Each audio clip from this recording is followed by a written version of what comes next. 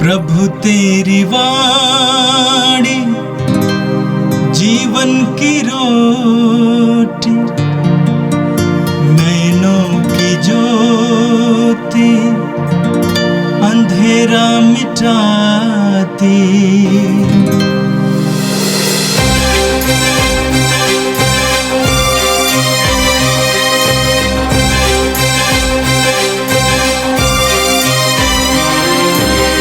प्रभु तेरी वाणी जीवन की रोटी, नैनों की ज्योति अंधेरा मिटाती। प्रभु तेरी वाणी जीवन की रोटी, नैनों की ज्योति अंधेरा मिटाती। वाणी वाणी वाणी वाणी वाणी पवित्र है, शाश्वत है, जीवन का मन्ना है। 7 फरवरी शनिवार। पहला पाठ कुरिन्थियों के नाम संत पौलुस का पत्र, अध्याय 6, पद संख्या 4 से 10।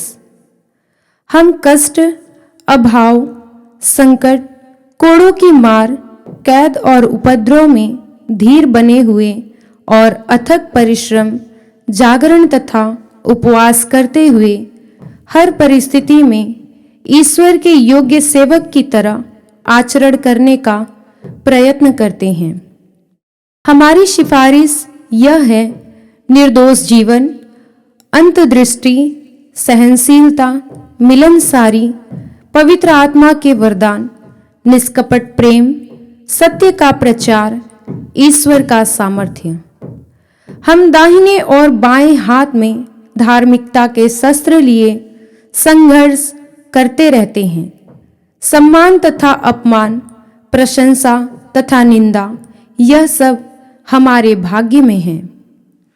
हम कपटी समझे जाते हैं, किंतु हम सत्य बोलते हैं। हम नगण्य हैं, किंतु सब लोग हमें जानते हैं। हम मरने को हैं, किंतु हम जीवित हैं। हम मार खाते रहते हैं, किंतु हमारा वध नहीं होता। हम दुखी हैं, फिर भी हम हर समय आनंदित हैं। हम दरिद्र हैं, फिर भी हम बहुतों को संपन्न करते हैं। हमारे पास कुछ नहीं है, फिर भी सब कुछ हमारा है। यह प्रभु की वाणी है। संत मत्ती के अनुसार पवित्र सुसमाचार, अध्याय 10, पद संख्या 17 से 22 तक। मनुष्यों से सावधान रहो, वे तुम्हें अदालतों के हवाले कर देंगे और अपने सभागृहों में तुम्हें कोड़े लगाएंगे।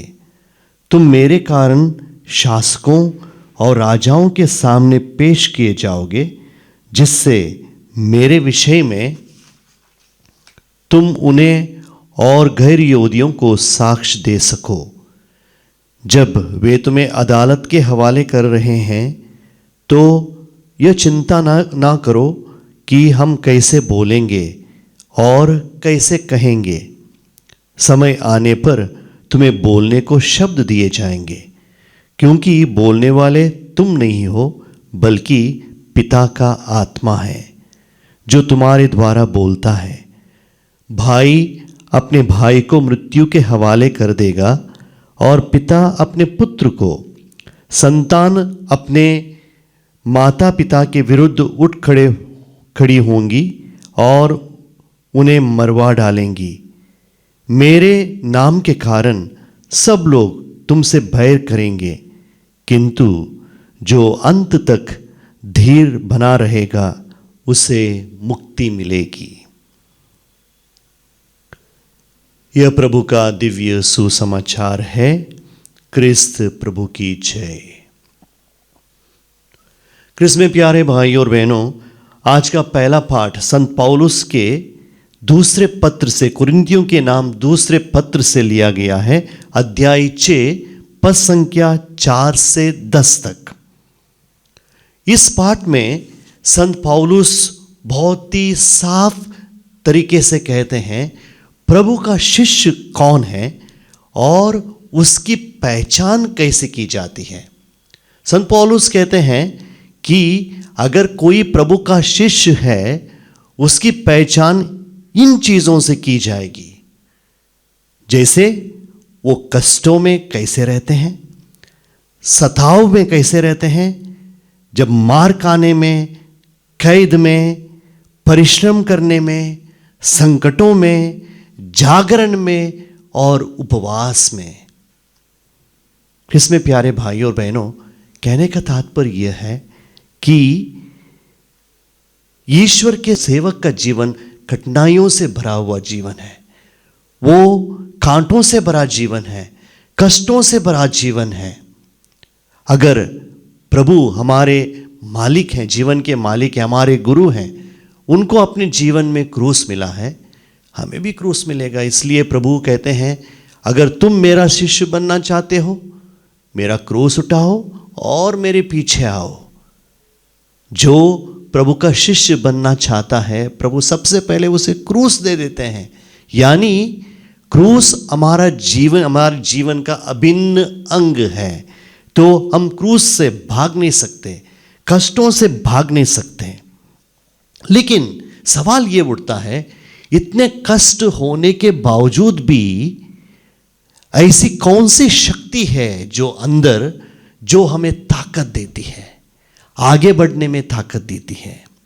वो है पवित्रता, ज्ञान, धीरज और पवित्र आत्मा और ईश्वर का सामर्थ्य और सत्य वचन। अगर ये सब हमारे अंदर रहेंगे, संत पौलुस कहते हैं, हमें धीरज मिलेगा और कष्ट होने पर भी उस कष्टों से बाहर निकलने के लिए शक्ति हमें मिलेगी। बाहरी कठिनाइयों के बीच में सेवक अडिग रहता है, क्योंकि उसके अंदर ईश्वर की उपस्थिति है, ईश्वर का आत्मा है, और वो ईश्वर का आत्मा उसे संकट में भी, कष्ट में भी अडिग रहने के लिए ताकत दे देता है। संत पौलुस कहते हैं, मैं सचमुच में ईश्वर का सेवक हूं। वो खुद को कहते हैं कि मैंने कोड़े खाए, मुझे कोड़े मारे गए, मेरा जहाज टूटा, मुझे कैद में डाला गया, फिर भी मैं रुका नहीं, मैं आगे बढ़ता गया। संत पौलुस अपने आप को सच्चा सेवक, ईश्वर का सच्चा सेवक मानते हैं, क्योंकि कष्टों के बावजूद भी, परेशानियों के बावजूद भी वो विश्वासी रहा और प्रभु के संगति में रहा। आज माता कलीसिया गोंजालो ग्राशिया का पर्व मनाती है। गोंजालो ग्राशिया का जन्म भारत में हुआ। उनके पिता जो हैं पोर्चुगीज थे और माता जो हैं भारतीय थीं, और उनका बपतिस्मा लगभग उनके बालकपन में हुआ है। लेकिन युवावस्था में वो उनके विश्वास से थोड़ा दूर चला गया, प्रभु से वो थोड़ा दूर चला गया। और जब वो युवा थे, एक बार वो जापान चले गए, क्योंकि बिजनेस करने के, व्यापार करने के सिलसिले में उसे जापान जाना पड़ा। वहाँ पर उनकी मुलाकात फ्रांसिस्कन मिशनरियों से होती है, और वहाँ पर वो देखते हैं फ्रांसिस्कन मिशनरी किस प्रकार कार्य करते हैं। सबसे पहले वो देखते हैं कि उनका सरल जीवन, गरीबों के प्रति उनका प्रेम, मसीह के प्रति उनका त्याग, ये सब देखने के बाद गोंजालो ग्राशिया का जीवन थोड़ा बदल जाता है। वो प्रभु की ओर आकर्षित हो जाते हैं और फ्रांसिस्कन मिशनरियों की ओर भी आकर्षित हो जाते हैं, और उनका जीवन संपूर्ण रूप से बदल जाता है। और उसके बाद वो क्या करते हैं? प्रभु का प्रचार करने लगते हैं। ये कैटेकिस्ट के रूप में प्रभु का प्रचार करने लगते हैं। 1590 में, 90 के दशक में ईसाइयों पर जापान में अत्याचार हुआ। उस समय गोंजालो को भी अन्य 25 ईसाइयों के साथ गिरफ्तार किया गया और उसे जेल में डाल दिया गया। और हम जानते हैं, उन्हें सार्वजनिक रूप से अपमानित किया गया और उनके कान काटे गए और सार्वजनिक रूप से उन पर अत्याचार किया गया और उनको दौड़ा दौड़ा कर मार दिया गया। और अंत में 1597 में कृष्ण प्यारे भाई और बहनों उनको क्रूस पर चढ़ाया गया और भाले से उसे मार दिया गया। और जो मर रहे थे तो तब भी उन्होंने ईश्वर की स्तुति की और विशेष रूप से उन्होंने दूसरों को क्षमा करने का पाठ उन्होंने पढ़ाया। कृष्ण प्यारे भाई और बहनों, ऐसे कई संत हैं, संतों के जीवन को हम देखते हैं जो रक्त साक्षी हैं, जिन्होंने अपना रक्त इस धरती में ईश्वर के विश्वास के लिए दिया है, अपनी जान उन्होंने कुर्बान की है, क्योंकि उनके जीवन में कष्ट आए, परेशानी आए हैं, लेकिन वो एकदम अटल रहे हैं अपने विश्वास में।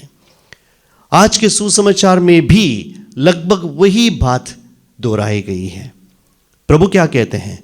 प्रभु कहते हैं तुम्हें अदालतों में घसीटा जाएगा, तुम्हें कोड़े मारे जाएंगे, अपने ही लोग तुम्हें धोखा देंगे और मेरे नाम के कारण तुम सबके द्वारा घृणा के पात्र बन जाओगे। यह सुनना अच्छा नहीं लगता। ऐसा लगता है कि प्रभु डरा रहे हैं, और हम सभी को भी डर लगता है जब यह सुनते हैं, डर लगता है। लेकिन प्रभु डरा नहीं रहे हैं। प्रभु आपको और मुझे तैयार रहने के लिए कह रहे हैं। अगर प्रभु हमारे प्रभु होकर हम प्रभु के शिष्य हैं, शिष्य होने के नाते जो प्रभु को जो क्रूस मिला है, उस क्रूस को हमें भी उठाना सचमुच में होगा, क्योंकि हम जानते हैं हमारे जीवन में क्रूस ज़रूर आएंगे। और आजकल हम देखते हैं सत्य बोलने वाला अकेला पड़ जाता है, ईमानदारी को मूर्खता समझा जाता है, विश्वास को कमज़ोरी कहा जाता है। लेकिन हमारे प्रभु क्या कहते हैं? हमारे प्रभु कहते हैं शिष्य कभी अकेला नहीं रहेगा, सेवक कभी अकेला नहीं होगा। जो प्रभु के लिए अपनी जान देता है वो कभी अकेला नहीं होगा। प्रभु कहते हैं जब हम सत्य के लिए खड़े होते हैं, ईश्वर स्वयं हमारे लिए शब्द बन जाएंगे।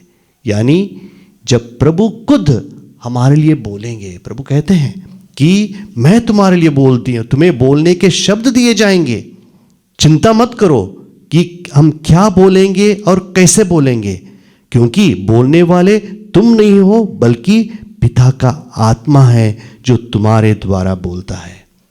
इसमें प्यारे भाई और बहनों, आज भी प्रभु ने जैसे कहा है वैसे ही हो रहा है। मेरे नाम के कारण तुम सबके द्वारा घृणा के पात्र बन जाओगे, क्योंकि प्रभु के शिष्य होने के नाते हम पर अत्याचार होता है, आज भी अत्याचार होता है। तो हमें क्या करना है? हमें सतर्क रहना है, हम अपने विश्वास में अडिग रहना है, और क्योंकि प्रभु हमारे साथ रहेंगे। पुराने व्यवस्था में बहुत ही सुंदर कहानी है दानियेल की। दानियेल का जीवन सचमुच में अनुकरणीय है। दानियेल एक ईमानदार व्यक्ति था और परमेश्वर का भक्त था। उसकी बुद्धि और निष्ठा के कारण वो ऊंचे पद पर पहुंच गया। उनकी धार्मिकता ही उनके लिए संकट का कारण बन गया। राजा ने एक बार आज्ञा निकाली कि सभी कोई भी दूसरे देवताओं की, किसी देवताओं की आराधना नहीं करेंगे, सभी लोग मेरी आराधना करेंगे। लेकिन दानियेल को यह मंजूर नहीं था। उन्होंने कहा मैं नहीं करूँगा। वो चुपके से पिता परमेश्वर की आराधना करते रहे। एक बार राजा को पता चल गया। जब राजा को पता चल गया तब उन्होंने क्या किया? उन्होंने उन्हें सिंहों के मांदे में डाल दिया और उन्होंने सोचा कि सिंह जो हैं इसको खा डालेंगे। पूरी रात, प्रभु का वचन कहता है, पूरी रात वो सिंहों के साथ थे, लेकिन किसी सिंह ने भी उन पर अटैक नहीं किया। दूसरे दिन राजा आकर पूछते हैं क्या तुम्हारे ईश्वर ने तुम्हें बचाया? तब दानियेल कहता है मेरे ईश्वर ने स्वर्गदूतों को भेजा और मुझे बचाया और सिंहों के मुख को बंद कर दिया। इसमें प्यारे भाई और बहनों, जब हम प्रभु के साथ रहते हैं ना, प्रभु हमारे साथ रहते हैं। हर पल हर क्षण प्रभु हमारे साथ रहकर हमारी रक्षा करते हैं। आज एक संकल्प करें कि हम हर पल प्रभु के साथ रहेंगे। अगर हम प्रभु के साथ रहेंगे, प्रभु हमारे साथ रहेंगे, प्रभु हमें कभी नहीं छोड़ेंगे। प्रभु कहते हैं चिंता मत करो, मैं तुम्हारे साथ रहूँगा, दुनिया के अंत तक मैं तुम्हारे साथ हूँ। आइए किसमें प्यारे भाई और बहनों प्रार्थना करें। हे सर्वशक्तिमान पिता ईश्वर, हम आपको धन्यवाद देते हैं आज के वचन के लिए। हे प्यारे प्रभु, हम सभी आपके शिष्य बनना चाहते हैं, आपके सेवक बनकर जीना चाहते हैं। और जब हम आपके सेवक बनते हैं, हमारे जीवन में तकलीफ़ें आएंगी, कष्ट आएंगी, संकट रहेंगे। हे प्यारे प्रभु, हमें शक्ति दीजिए, आप हमारे साथ रहिए। अगर आप हमारे साथ रहेंगे, हमें किसी बात की कमी नहीं रहेगी। हमें विश्वास है आप अपने शब्दों को हमारे होंठों पर रखेंगे। आमीन। प्रभु तेरी वाणी जीवन की रोटी, नैनों की ज्योति अंधेरा मिटाती। वाणी वाणी वाणी वाणी वाणी पवित्र है, शाश्वत है जीवन का मन्ना।